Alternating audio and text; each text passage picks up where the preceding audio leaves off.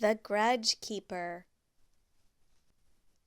No one in the town of Bonnyripple ever kept a grudge. No one, that is, except old Cornelius, the Grudge Keeper. Ruffled feathers, petty snits, minor tiffs, and major huffs, insults, umbrage, squabbles, dust-ups, and imbroglios, the Grudge Keeper received them all, large and small, tucking each one carefully away in his ramshackle cottage. When Minnie Fletcher's goat gulped down Elvira Boggs' prize-winning zinnias, Elvira marched right over to the Grudge Keeper to file a complaint. When mischievous Sylvester Quincy snagged the schoolmaster's toupee, the schoolmaster took terrible offense, straight to Cornelius. When Big Otto stomped on Lily Bell's new shoes at the spring fling, she limped off to Cornelius and flung her accusations at his feet. As time went by, the grudges piled up. They filled the fireplace. They overflowed the tub. Cornelius jammed them and crammed them into every crack and corner, but they kept on coming. Then, one day, the wind rose. At first it was a gentle breeze. Laundry fluttered on the lines. Lily Bell's best flowered bonnet skipped away. Big Otto captured it and brought it back, but Lily Bell just grumbled that the petals were all out of place. Soon the wind grew stronger. Shutters shook and cupboards rattled. Minnie Fletcher's fresh-baked lemon pie slid off the windowsill and landed on Elvira's cat. The wind ran riot through the schoolhouse, overturning inkpots and hurling chalk. The schoolmaster's toupee flew off his head and sailed outside, where Minnie Fletcher's goat gobbled it up. Night fell, but no candle would stay lit. The people huddled with their grudges in the darkness, listening to the hissing, howling, creaking, crashing, moaning, groaning, whistling wind.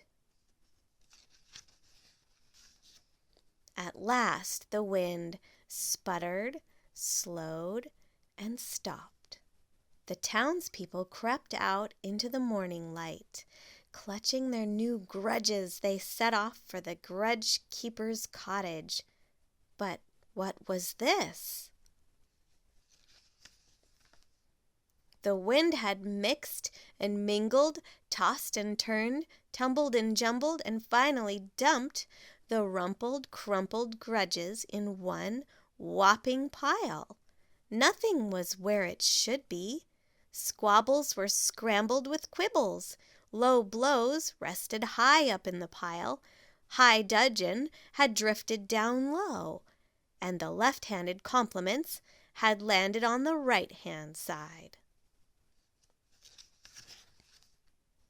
The townspeople crowded around the mountain of grudges, pushing, grabbing, shoving, shouting, "Give me that! Me first! And mine!" In the hubbub, no one heard the feeble groan that squeezed out from the bottom of the pile. No one but Sylvester Quincy. "It's Cornelius!" he cried. "Cornelius?" The shouts and shoving stopped. Why hadn't anybody thought to wonder where the Grudge Keeper had gone? Sylvester Quincy dove in first. Slowly the others followed suit. Grudges scattered like confetti as they worked to dig Cornelius out of the pile. Minnie Fletcher found a grudge labeled "Goats Who Make Pigs of Themselves." Holding it out to Elvira, she said, "I'm sorry about your zinnias." Elvira looked at her old worn-out grudge. "What do I need with that?" she said, and fed the grudge to Minnie Fletcher's goat. The schoolmaster smoothed out a snit called Sassy Spitball-Spraying Schoolboys. He glanced at Sylvester Quincy. Then, with a shrug, he rolled it up again and flung it far away. "I've found a bone to pick," Big Otto said to Lily Bell. "I think it's yours." Lily Bell blushed and tossed the bone to the pet peeves. Cornelius staggered to his feet and stared around. "The grudges!" he cried. "Where have they all gone?" Big Otto eyed Elvira Bogg. Minnie Fletcher sneaked a guilty look at Lily Bell. The schoolmaster shuffled his feet. Tiffs and huffs, squabbles and quibbles, all the grudges had been tossed away, down to the last small scrap of pique. Not a single grudge remained. Suddenly, with a yowl, Elvira's cat shot through the crowd. Elvira stumbled into Minnie Fletcher, Minnie crashed into Big Otto, and Big Otto toppled over right on top of Lily Bell. Cornelius stood ready to receive the grudges, but they didn't come. Instead, Minnie helped Elvira to her feet. "Nice bumping into you," she said. "I've fallen for you, Lily Bell," Big Otto said. "Please marry me." Lily Bell laughed. "I guess I've fallen for you, too." Everyone cheered, except the schoolmaster, who scowled at Sylvester Quincy. "Don't think I didn't see you pulling that cat's tail," he said. And then he winked. Everyone in town turned out for the big wedding. Elvira Bogg sneaked cake under the table until Minnie Fletcher grinned and told her, "You can't get my goat." And when Big Otto waltzed his brand new bride into the punch bowl, Lily Bell just giggled. "You're not mad?" he asked. "Of course I am," she said. "Mad about you." For no one in the town of Bonnyripple ever kept a grudge. Not even Cornelius.